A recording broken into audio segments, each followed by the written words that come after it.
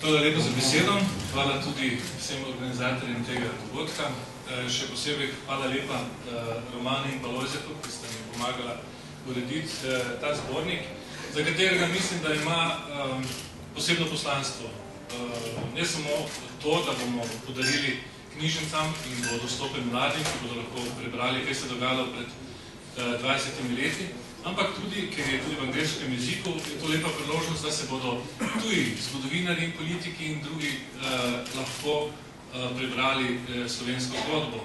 Dejstvo je, da niti zgodovinari, družboslovci nimajo dovolj izvirnih virov, recimo, za svoje delo. In ko danes prebiramo tuje, recimo angleške ali kakšne druge knjige o velikih dogodkih izpred 20 let, pa naj gre za pad demokratizacije ali osamosvajanja, večkrat zasledimo zelo površno oceno v Sloveniji, pa jih popolnoma razumem, zato ker nimajo dovolj izvirnih, torej primarnih virov. In ta knjiga bo zagotovo služila kot eden izmed njih. Kar se pa tiče priprave še samega zbornika, to je bil naš skupen dogovor. Želeli smo povabiti še nekoliko širši krog, ne preveč. Zagotovo smo povabili zraven tudi Toneta Krkoviča, ki ga prav lepo pozdravljam tukaj med nami, vendar je bil zaradi preobilice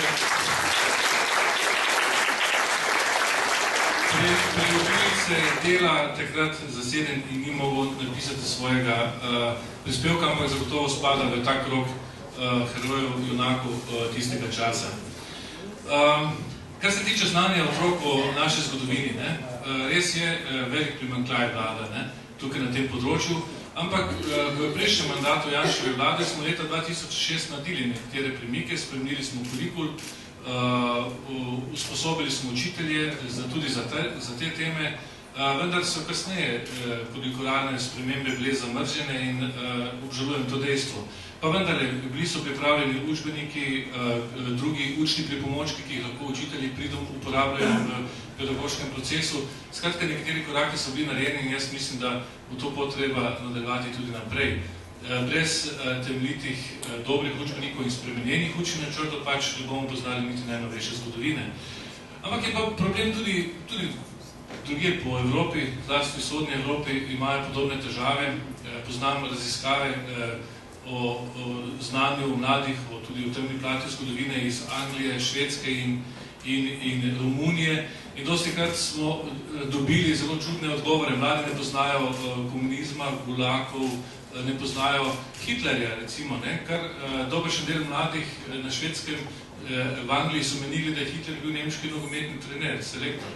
Tako da, v Titu in Che Guevara imajo izrazito pozitivne mnenja. Vse to je seveda posledica šolskega sistema in nasploh izobraževanja. In tukaj bo treba temeljito dopolniti naše učne načrte in na podlagi njih seveda tudi učbenike. Jaz mislim, da se bo prihodnja situacija bistveno zboljšala, ampak kdo drug, če ne mi, tisti, ki imamo Slovenijo radi kot domovino, bo upravil to nalogo v prihodnje.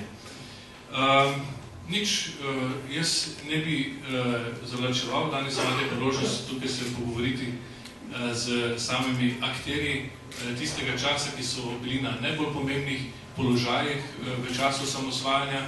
Jaz sem takrat v pozni jeseni 91 nosil samo puško, kot navadni vojak, sem branil skladišče v Kidričevskih gozdovih, ampak moram pa reči, da nas je takrat, pa tudi prej, ko še nisem bil mobiliziran, pojava teh fantov na televiziji, na tiskovni konferenci, vedno ohrabrila in močno ohrabrila in dala neko gotovost, da smo lažje prenašali tiste težke trenutke pred 20 leti. Torej, ne končam in še enkrat hvala vsem, da ste si vzeli čas in da ste prišli na to predstavitev.